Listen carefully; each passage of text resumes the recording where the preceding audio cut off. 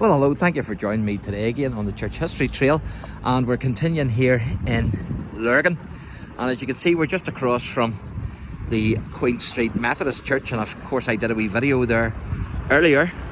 But why we're here is because we're at number 88 High Street. Now you might say, well Mark, what's so significant about number 88 High Street, apart from it being a lovely building? Well, it's this here, because it says here, near this site James Logan, 1674 to 1751, President of the Council of Pennsylvania, was born. So there you are, that was James Logan, and he was born here in 1674. And the good news too is that I'm actually able to get into the graveyard, because where we are now is we're actually at the back of the Quaker building that I mentioned in another wee video, a previous wee video there that I done earlier. And so I didn't think we would have been able to get into the graveyard. But not only are we able to get into the graveyard, but we're actually able to get at the back of the church, which is really the front of what was the Quaker meeting house.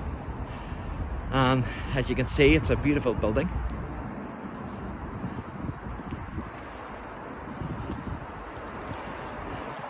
And of course it's now a clinic. But I'll just zoom up and let you see the date stone there. As you can see, it's 1882 when this building was built. Of course there was a previous one before that. This isn't the original. But we're going to go in and have a wee walk around the graves. Now most of the graves here are modern, but there's a lot from the 19th century.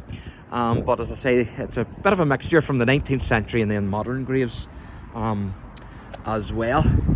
But I'll take you for a wee walk in here. It's great that we're able to get in here. I didn't think we would have got in, but there you are.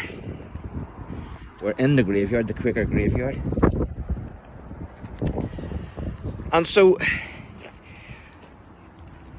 James Logan was actually one of many Quakers in Lurgan who made their mark in the New World, and he would become secretary to William Penn of Pennsylvania. Of course, that's who Pennsylvania is named after. He was also a Quaker, and he was secretary actually to William Penn. He was also mayor of Philadelphia in 1723, and he was chief justice of the Pennsylvania Supreme Court from 1731 to 1736, which is amazing. He was also acting governor of Pennsylvania from 1736 to 1738. And he was described, of course, as one of the 3 or 4 most considerable men in colonial America. So that's something to have said about. You can see the grounds here. The grounds are absolutely beautiful, aren't they? And I'll show you the back of the side of the house, the Quaker meeting house, as we go up. But absolutely fantastic with the trees. Very peaceful, isn't it? And as I say, the graves are a mixture of modern and older. And of course, James Logan died in 1751. So there you can see the wall. I don't know what this here is, but it certainly looks quite old. Whatever it is, maybe somebody watching knows what that is. What actually is that? It's on this old wall here. It's very rusted, whatever it is. So if you know what that is, give me a wee comment, because I haven't a clue what that is. But it definitely looks like something from history, that's for sure. So if you know what that contraption is, then send me a wee comment and let me know. And let the viewers know. You can see the lovely trees there. Beautiful. Absolutely beautiful. There's another one of them. What are they? What were they used for? Strange contraptions, aren't they? But they're bolted into that wall. Whatever they were used for. And this is the entrance then to that church. We were down at that other gate there. If you remember, this is the new Quaker church, which was built in 1996. And we were down at that gate there. So there you are. Now you can't get in there because there's a lock on this gate as well. But so long as we got into the graveyard, and we can see the back of the house here, back of the Quaker, which was the Quaker church. So I'm going to read some of these wee graves out to you.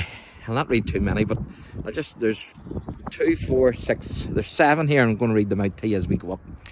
That's John Foley, died 15th of 10th month, 1888, I think that is. 1888. And William John Foley died 25th of the 4th month, 1870. And then it's James Henry Foley, and he died at Quebec. I think, is that in Canada? I think that's in Canada. Quebec. I think it is, if I remember rightly. Somebody can correct me if I'm wrong on that. William Foley died 24th of the 9th month, 1907, and then it goes on down 1909, 1920. And the next one, William Johnson, born 21st of the 3rd month, 1844, and he died the 18th of the 10th month, 1931. And Marion Paul Johnson, born the 7th month, 1855, and died the 28th of the 6th month, 1945. And so obviously these are all Quakers. Elizabeth Johnson, born 17th of the 5th month, 1840, and she died in 1860. John Johnson was born in 1806, and he died in 1869, I think that is. And Anne Johnson was born in 1810, died in 1898. And again, that's William Johnson there. He was born 1792, so notice that one. He was born on the 8th of the 10th month, 1792, as you can see. Now obviously this gravestone isn't from then. I wouldn't have thought. I would say somebody has put these newer gravestones in here. And that's Jane Johnson. She was born 1840 and died in 1909. And there's another one, Elizabeth Johnson, died the 6th month, 1822. And John Johnson was born the 10th of the 11th month, 1768. So that gentleman was born in 1768, and then he died on the 21st of the 5th month, 1834. And we're almost finished. That's Peter Johnson. He was born 1801, died 1841. And this one is John Johnson, born 1838, and he died 1910. And Sarah Anna Johnson, born 1861 and died 1938. And the last one then is Hugh Johnson, born 7th of the 9th month, 1847, and he died the 2nd of the 3rd month, 1867. And then John Courtney Johnson, born 1878, died 1912. And the last one is Charles Johnson, born 1842 and died 1923. So that must be an entire family then of the Johnsons. As you can see, that's Hugh Johnson, Peter Johnson, Elizabeth Johnson, William Johnson, Elizabeth Johnson, William Johnson, and then this is a separate burial here of John Foley. So there you go. So I'm just going to take you back up now, and as we go we'll be able to look at this building. It's the side of the building. We were beyond that wall there earlier during a wee recording. And that's the side then of the Quaker church, or was a Quaker church. The modern one, of course, is beyond the wall there. But this was built in 1882, this one.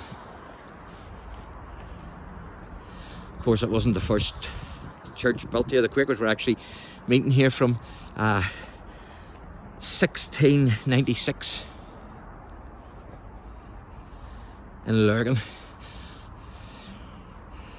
And of course, James Logan went to the New World, and he was very influential in the New World. I don't know what sort of tree that is. If anybody knows what type of tree that is, leave me a wee comment and tell me.